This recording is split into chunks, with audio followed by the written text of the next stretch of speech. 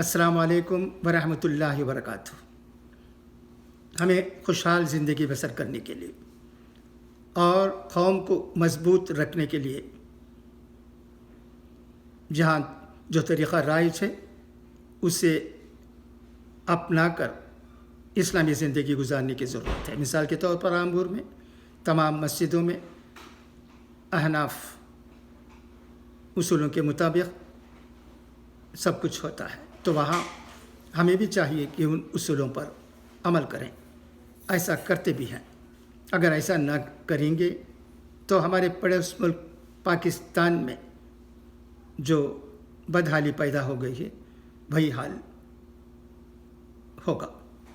वहाँ रहने वाले उलमा बढ़ गए हैं, रोज़ धुएंदार ज़ोरदार तकरीर करते रहते हैं और वहाँ रहने वाले आवाम परेशान हैं कि कौन सा रास्ता ठीक है, कौन सा रास्ता ठीक नहीं है।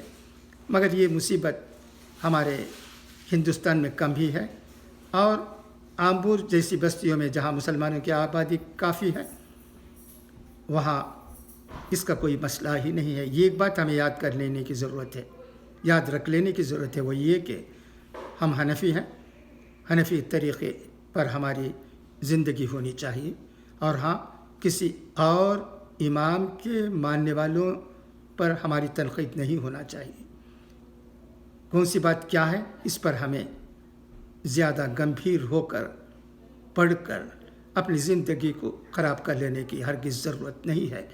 फिर एक बार मैं दोहरा देता हूँ, हमारे उलमा इसी पर ज़ोर देते हैं।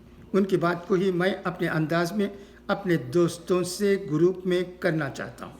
हम हनफ़ी हैं, हनफ़ी तरीक़े पर ही हम ज़िंदगी गुजारें, इसकी बहुत ज़रूरत है। आज जबकि दुनिया भर में कई बातें इस्लाम के नाम से होती हैं, अगर सच पूछा जाए तो उनसे हमारे कौम को नुकसान ही होता है, इसके सिवा और कुछ नहीं।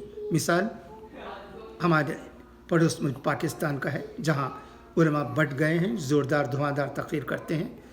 उसका नतीजा ये निकला है कि आवाम परेशान है, वो समझ नहीं पा रहे हैं कि इस्लाम किस चिड़िया का नाम है।